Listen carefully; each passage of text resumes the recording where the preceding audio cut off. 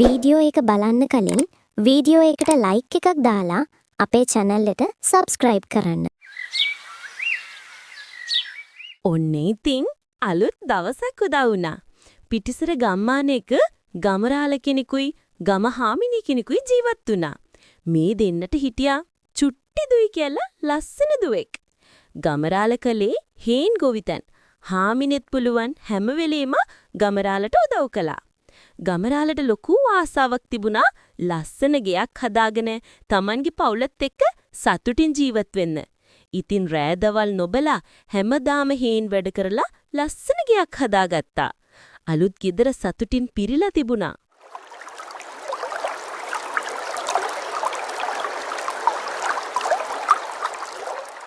හාමිනේ ගේ දැක්කම හිතත් පිරෙනවා. මට නම් කන්න බොන්නවත් සිහියක් නැහැ. හාමිනේට සන්තෝෂද? හිතට ඇල්ලුවද මේ ගේ කැල්ල? චුට්ටි දුවටත් සැපට ඉන්න පුළුවන් වුණානී. මොකට නැත්තේ? අපි පොඩි කාලින් නම් පොඩි පෙලකනේ හිටියේ. මහත්තයා කොච්චර මහන්සි වුණාද මේ ගේ හදාගන්න. හෙට ඉඳන් හේන වැඩත් පටන් ගමු. වැහි කාලේ ළඟ හන්දා තවන් දාමු. මෙදා සැරේ නම් හොඳ අස්සන්න ගන්න ඕනි අපි. ඒක නම් හැබෑව. අද හෙටම එළවලු ඇට ටිකක් තවන් දා ගන්න ඕනි.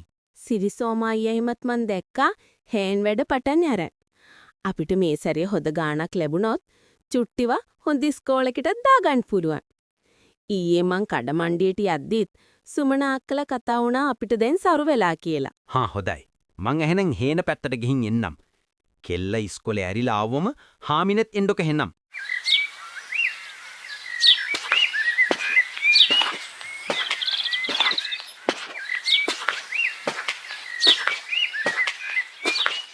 ගමරාල ඉතින් මෙදා සැරේ ලොකු අස්වැන්නක් ගන්න හිතාගෙන හේනට ගියා.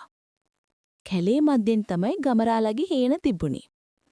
ගමරාල අවුව කියලා නොහිතාම ඇට සේරම හිටෙව්වා. අවුව සැරවෙඩි නිසා ගමරාලට හොඳටම මහන්සි. හාමිනේත් ඉතින් ඔන්න හේනට යන්න පිටත් කළා. හාමිනේට පුළුවන් හැම වෙලේම ගමරාලට උදව් කළා. මට නම් හරිම සතුටුයි මහත්තයා. අපි කොච්චර අසරණ විදිහටද මේ ගමේ ජීවත් උනේ. ඒකත් එක්ක බලද්දී දැන් අපි කොච්චර සතුටින් ඉන්නවද? තව තියෙන්නේ කෙල්ලට හොඳට උගන්නන එක විතරනේ. ඒක නම් ඇත්ත හාමිනේ. අපිට පුළුවන් විදියට මෙදා සැරේ අස්වැන්නේ දානයක් එහෙමත් දෙමු. තව ගමේ නැතිබෙරි කට්ටියට ටික ටික බෙදලා දෙමු. ඔන්න ඉතින් වැහි කාලේ ඉන්න කලින් ගමරාලයි ගමහාමිනේ එළවලු ඇට සේරම හිටෙව්වා. දෙන්නම ඉන්නේ ගොඩාක් සතුටින්.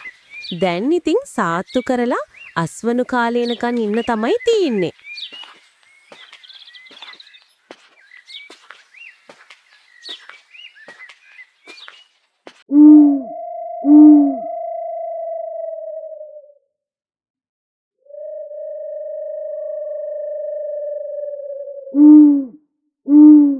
ඔන්න මහත්තයෝ මෙදා සැර හේන් වැඩවලට මාත් ගොඩාක් මහන්සි වුණා.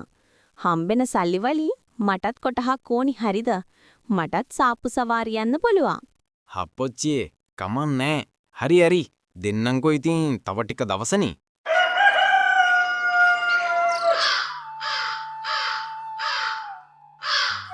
ටික දවසකට පස්සේ ඔන්න ඉතින් අස්වනු කාලේ ආවා.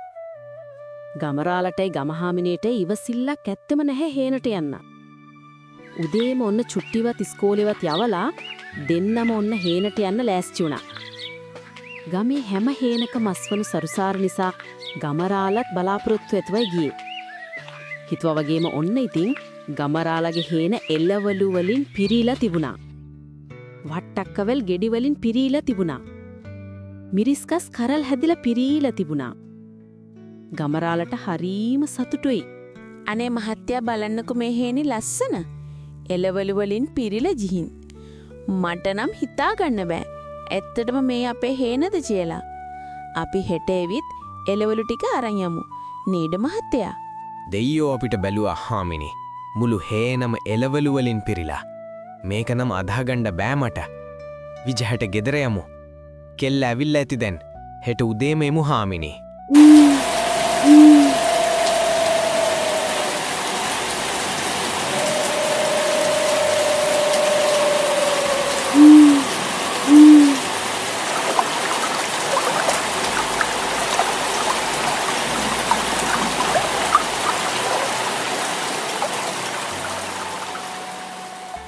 අනේ දුවේනේ කවුරුත් හිතුවේ නැති විදියට මහා වැස්සක් එදා රෑයි ධම්ම ඇදහැලුණා. ඒ විතරක් නෙමෙයි ගෙවල් වලින් එළියටවත් කාටවත් එන්න පුළුවන් කමක් තිබුණෙත් නැහැ. එක දිගටම වැස්ස තිබුණා. එන්න ඉන්නම වැස්ස වැඩි වෙලා එළවලු විතරක් නෙමෙයි සමහර හේන් පිටින්ම නාය ගියා. මුළු ගමම වතුටින් යට වුණා. සමහර ගෙවල් වතුරත් එක්කම විනාශ වුණා. ගමරාල අවුරුදු ගානක්ම මහන්සි වෙලා හදපු ගේ නැති වුණා. අමේ අයිට කන්න බොන්නවත් තිබුණේ නැහැ. ගොඩක් අයිට එන්දන් හිටපු අද්දුම විතරක් ඉතුරු වුණා.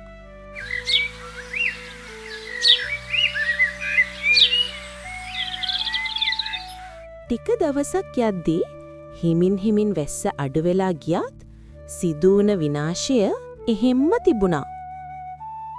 ගන් වතුර නැති හැම ගම්කින්ම සහන ආධාර ලැබුණත් හැමෝගේම හිතවල අහිමි වීමේ දුක වේදනාව ඉතිරි වී තිබුණා. ගමරාලට ගෙයක් සහ අනිකුත් දේවල් ලැබෙනකන් විපත් නොවූ ගම්වාසීන් ඔවුන්ට ඉන්න හිටින්න සහ ආහාර පාන දුන්නා. මේ ටික කාලා ඉන්න මල්ලි ගී ආපහු හදාගන්න ඕනි අක්කේ. සීරම නැති වුණා කියලා ඉඳලා හරියන්නේ ඔයා කොච්චර මහන්සි වුණාද? කොච්චර දුක් විඳද මේගේ හදාගන්න?